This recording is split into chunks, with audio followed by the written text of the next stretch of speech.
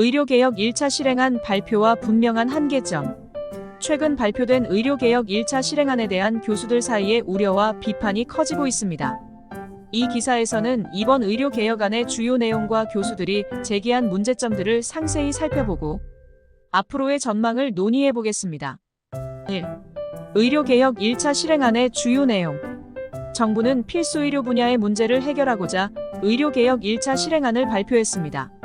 주요 내용으로는 계약형 필수의사제를 도입하여 4개 지역에서 8개 진료 과목 내과, 외과, 산부인과, 소아청소년과, 응급의학과, 심장혈관흉부외과, 신경과, 신경외과의 3년 미만 전문의 96명을 대상으로 하는 것이 포함됩니다.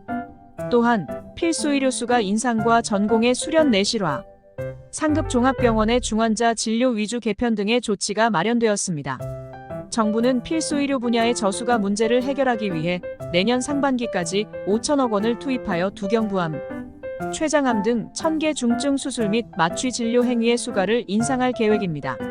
2027년까지 필수 의료 분야의 3000종 진료 수가도 인상할 예정입니다. 이러한 조치들은 필수 의료 서비스의 지속 가능성을 높이기 위한 노력의 일환입니다. 2. 전공의 복귀의 중요성과 현재 상황. 전공의들이 대거 사직하면서 필수 의료 분야의 인력 공백이 심각해지고 있습니다. 특히 전공의들은 상급 종합병원에서 중요한 역할을 맡고 있었기 때문에 이들의 사직은 필수 의료 서비스의 지속 가능성에 큰 영향을 미치고 있습니다.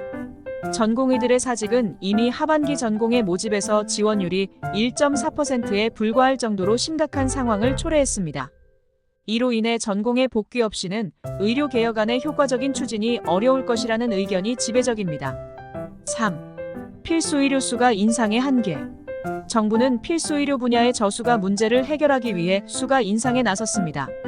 하지만 이러한 조치가 실제로 필수 의료 서비스에 큰 도움이 될지에 대한 의문이 제기되고 있습니다. 필수 의료를 주로 담당해온 상급 종합병원 전공의들이 대거 사직하면서 이들 병원에서의 수술 건수가 50에서 60% 수준으로 떨어졌습니다. 이로 인해 수가 인상이 필수 의료 서비스의 품질 향상에 실질적인 기여를 할 수 있을지에 대한 우려가 커지고 있습니다. 4. 상급 종합병원의 중환자 진료 위주 개편 문제점. 정부는 상급 종합병원을 중환자 진료 위주로 개편하고 일반 병상 규모를 감축하는 방안을 발표했습니다. 이 조치의 목적은 중환자 진료 비중을 50%에서 70% 이상으로 높이고 일반 병상의 규모를 최대 15%까지 줄이는 것입니다. 그러나 이러한 조치는 중환자실에 입원할 필요가 없는 환자들이 적절한 치료를 받기 어려워질 수 있다는 우려를 낳고 있습니다.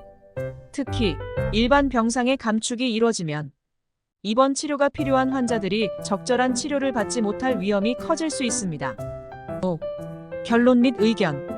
의료개혁 1차 실행안은 필수 의료 분야의 문제를 해결하기 위한 다양한 조치를 포함하고 있지만 전공의 부족 문제와 필수 의료수가 인상의 효과 부족 등으로 인해 실효성에 대한 우려가 큽니다.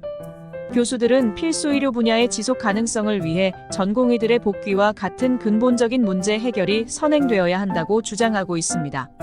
이번 의료개혁안이 성공적으로 추진되기 위해서는 보다 실질적인 대책과 함께 전공의 문제 해결이 필수적이라고 할 수 있습니다.